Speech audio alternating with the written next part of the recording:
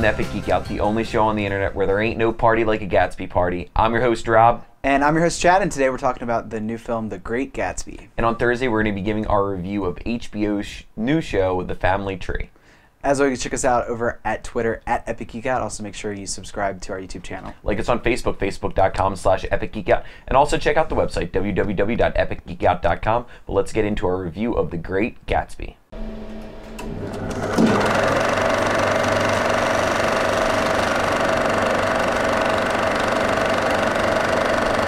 So The Great Gatsby is directed by Baz Luhrmann. It stars Leonardo DiCaprio, Carey Mulligan, Tobey Maguire, and it is based off of the F. Scott Fitzgerald book. And it is not a retelling, but it is definitely in the vein of other Baz Luhrmann movies like Romeo and Juliet. And it's kind of this hyper-stylized movie at points. And Chad, what did you think of this version of The Great Gatsby, Old Sport? Neither of us, well, you read the book at some point, but I didn't remember. I read the book, but I honestly completely forgot every twist, turn, really the story. So this was a fresh take story of a movie, yeah. So going into it, it's an adaptation, much like Romeo and Juliet, but this one I think was more like a literal adaptation, whereas Romeo and Juliet was way, not Romeo and Juliet because it was with guns and all that stuff. Whereas this was, for the most part, I think pretty faithful to the novel, and also, his typical stylistic take on a film, incorporating new music and things like that. Yeah, the music was sort of like rap over like 20s era music, which was kind of weird. Yeah, but overall, I really liked it. I liked the story a lot. Again, it's a fresh take for me, so it could. I'm positive that's a much better story as a book, but as a story standalone by itself as a movie, I was intrigued by it. I thought that there was some good twists and turns. I liked the overall message, the just kind of symbolism of different things, and decadence. It's kind of like a topic that's sort of not really touched on in a lot of different. It's not a popular theme in movies right now, or anything for that matter. And I think that it was a kind of refreshing little take on something that I wasn't really expecting. Performances are really great in it. Leonardo DiCaprio, as always, is awesome, and I'm really sad if he actually does stop doing films for a while because he brings a lot to the screen with whatever film he's in. I mean, it's really kind of steals the show. Carey Mulligan, whatever, hit or miss there. I'm not very familiar with her, so she was all right, I guess. And Tobey Maguire actually usually gets on my nerves, but in this he was really good, and I think it was again probably controversial take on that because I know a lot of people were upset with the Caraway, him playing Caraway, but I liked him in that role for what at least the way Baz Luhrmann displayed that character. I thought he did a really good job. It was kind of what that character needed, in my eyes in the story. Kind of that little, goofy little bit take on him. So, yeah, I mean, it started. The first third of it was very in your face stylistically. I agree. But then it kind of took a little bit more of a turn of serious and less Baz Luhrmann feel to it, which was refreshing, I think, for one of his films. I mean, and I'm a fan of his, not a huge fan of his. I really liked Moulin Rouge, Romeo and Juliet, whatever. It was all right.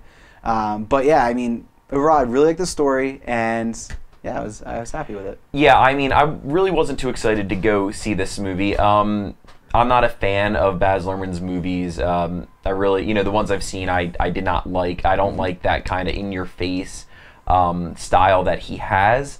But like Chad said, that style was really only prevalent for the first third of the movie, and it was used in the context of the giant parties that Gatsby threw. So, it kind of did make sense to use it, though I'm not a fan of it in general.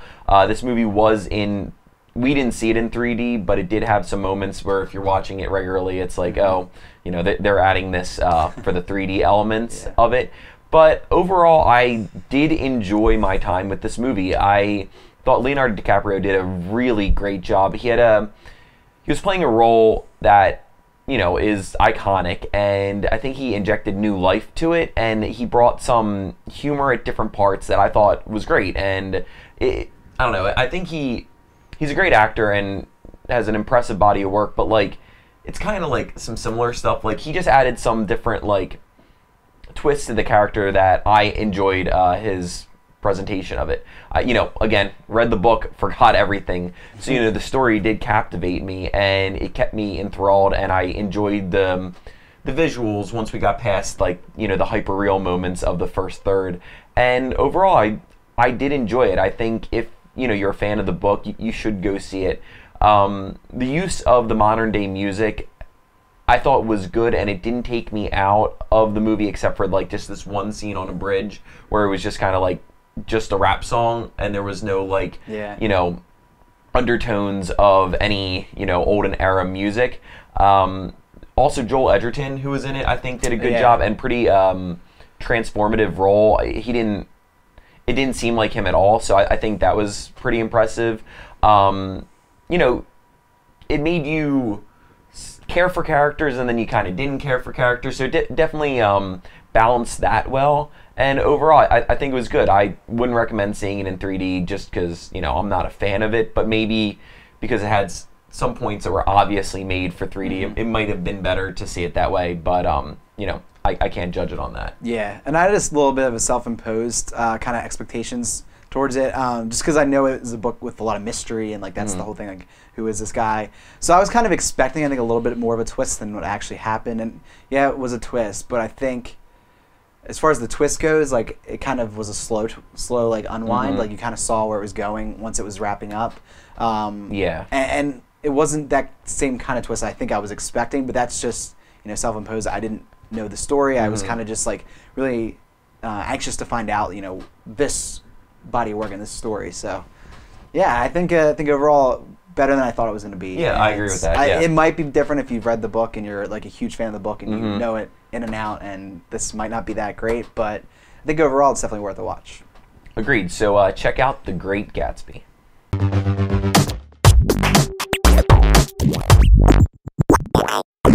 So it's that time of the episode where we like to give our thanks. Chad, what are you thankful for today? I have one that's kind of a joint thanks, I think. There's an app that I found that I love. It's from Ellen. It's great. Yeah, it's fun. It's called Heads Up, and it's fun.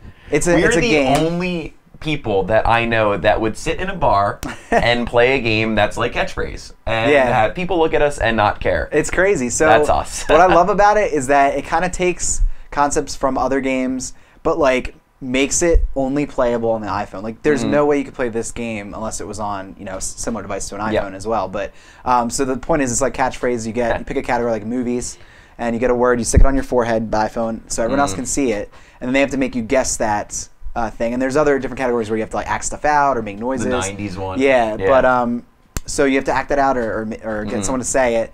And if you get it right, you tip it down to go to the next card. If you want to pass, you can tip it up to pass.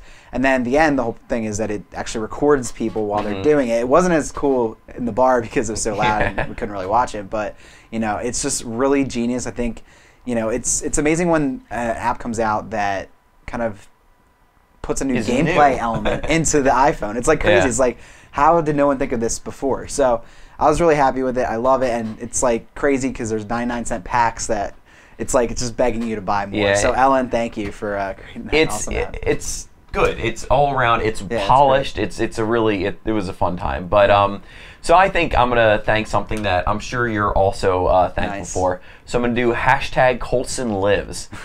This past Sunday, the Avengers. What's it called? Shield. The Agents of S.H.I.E.L.D. Agents of S.H.I.E.L.D., exactly. ABC's new show that just got picked up. They had their promo trailer that was released on Once Upon a Time. I didn't watch that. I just waited for it to be online 10 minutes later. But I am so stoked for the show. I am so excited.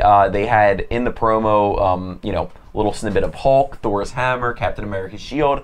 I hope that they're able to tie stuff in. I'm excited to see the new characters that they're going to bring in. I kind of got this, like, Torchwood feeling from it. It felt kind of like taking something that you know and love, like Doctor Who or the Avengers, and, doing their own thing. And I hope that, Joss Whedon's stamp is on it completely. Joss Whedon just joined Twitter today as well. So, follow him for the updates. And I am so excited for this show, and I think it's coming out in the fall. So I'm beyond excited for it. So Marvel's Agents of S.H.I.E.L.D. Yeah, I don't know with Coulson living if I'm gonna buy it. Well, I'm gonna have to buy it, and I like him, but it's just weird for me. Buy what?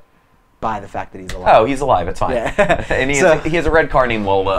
That was funny. That was definitely Joss Whedon's right there. Yeah, I'm in.